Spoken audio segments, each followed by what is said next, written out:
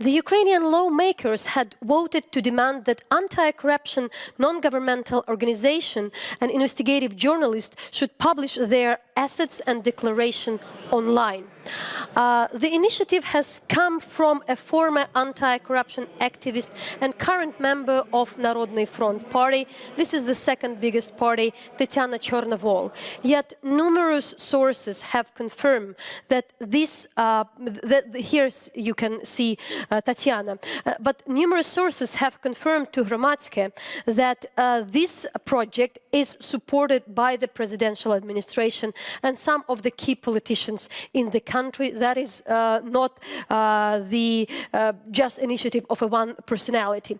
And we have in our studio Alexandra Drik, who is the head of the Civic Illustration Committee and the member of the Public Council under the National Agency of the Corruption Prevention. So Alexandra, really explain why it's serious, what we have to know about that. Well, it's very serious. First of all, it's a huge attack on anti-corruption NGOs and civil society in general, and also independent journalists, investigative journalists in the first instance, because it not only obliges them to publish electronic declarations, but it creates conditions under which they can be chased by law enforcement and by politically controlled national agency on prevention of corruption. So it creates conditions under which we can basically be chased for doing what? For fighting against corruption and for demanding them to show their assets, because it was exactly the civil society who was demanding and who was fighting for the launch of the e-declaration system, and now they're fighting back. And second thing, using this scandal, understanding that we will be protecting ourselves, that we will not let this happen, they actually introduced some amendments to the law on prevention of corruption that creates new corruption risks. Basically, no, it was not mentioned. Nobody, I don't remember anybody mentioning it. That they actually amended some of the key provisions that we were working on in the initial legislation, meaning the initial presidential legislation. That would create conditions under which certain military will not be obliged by the law on prevention of corruption either to publish their declarations or fall under any other provisions of the legislation. I think it's important to explain where this draft law came from, what was the initial idea, and how we ended up in this situation. First of all, it was the presidential draft law that was to solve a problem with military declaring assets while they are in ATO zone. That was the initial idea. However, the initial presidential draft law contained a lot of corruption risks. So we spent 1 week trying to get rid of all those corruption risks in the presidential draft law. And with the working group that was created under the Anti-Corruption Parliamentary Committee, with the participation of the representative of the president in the parliament, we created a draft law that was okay. It was solving the problem with the military, the junior level military, who is in the ATO zone and who cannot declare because of that. And it was not creating any new corruption risks.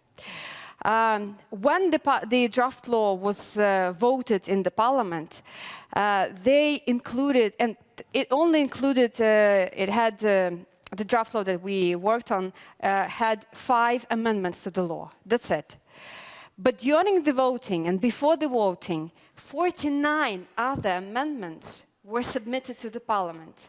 Alexandra, we see the issues with the way how it had proceeded, but what matters is also the public opinion in Ukraine matters. That's how a lot of things are played out. And there is this sentiment, I mean, I can quote the MP Tatiana Chornovol, for instance, you know, how she explains. An honest anti-corruption activist, honest journalist, honest community board, council, and governmental entity shouldn't have problems with filling in the declaration. In return, this person should be proud of themselves because he, she will follow the main rule of anti-corruption transparency. Another media lawyer, Roman Halavenko, had said, we can also show that post on Facebook. I don't see anything bad if the editors, management declare their wealth. The risk of pressure on them after publishing the information from declaration can't be compared to the real pressure of the media owners who finance them. And finally, we haven't overcome paid journalism. So as you see, this is a popular, I've read a lot of people who are kind of definitely not, paid by somebody. They just thought like, why not? What is the problem with that? There is certainly no problem with if you are an anti-corruption person, activist, please publish.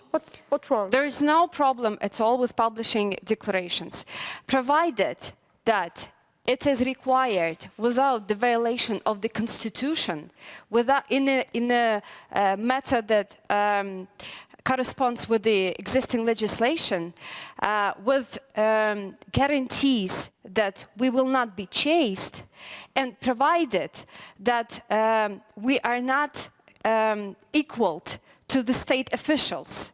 What's the problem with this particular norms adopted by the parliament?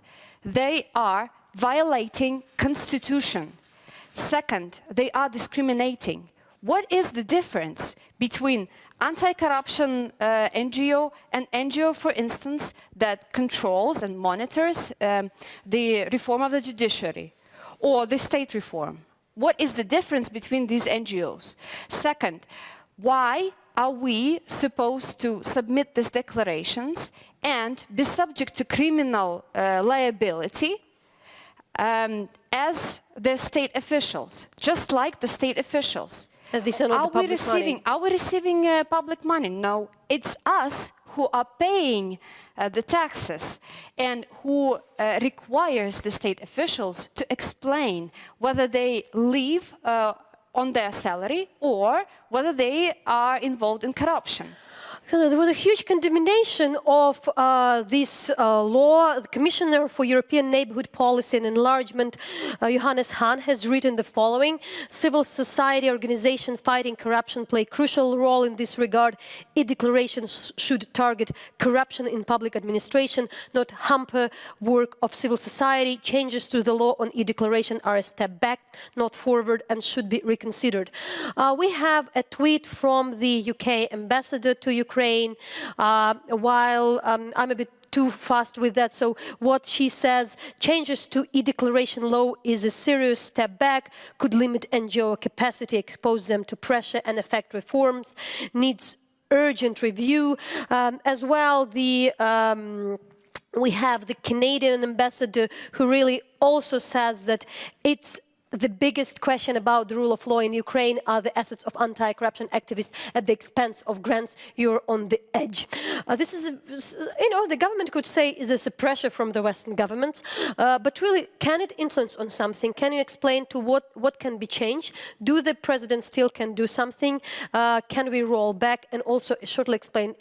So there was the initiative to have there the journalists and the editors, but now it's just the anti-corruption activist. Yes, Chernobyl, the author of the amendments, actually said during in the session hall, she said that she will exclude the media from that, journalists from that law, but then she added, because this will be in a different law. So you can expect that to come also. What's the problem and how this can be fixed? The problem is that it does limit the capacity of NGOs working in the field, because it obliges every single person who is working with an NGO to submit a declaration. That will require to submit a declarations everybody who is the third person receiving the money from any technical support coming from international donors. Can you just really explain what could be done, what we should follow? We have to finish this discussion. So what can be followed, what the president could do that this law isn't enforced? The president can veto the law, and that's what he has to do, because it violates the Constitution. Yes. Tomorrow he will be meeting the ambassadors of the G7, and they are all well aware of the situation, and you have read some of the quotations from them, and they will be raising this question, and it's something that President should do tomorrow. He should veto the law, then he has to address the parliament, call for the extraordinary meeting of the parliament, and propose the amendments that were created by the working group. Then the problem is solved. We don't have to again come back to this issue. Alexandra, thanks a lot. That was Alexandra Drig, who is the head of the Civil Illustration Committee, the member of the Public Council under the National Agency of the Corruption Prevention in Ukraine. That was the Sunday show, extremely active.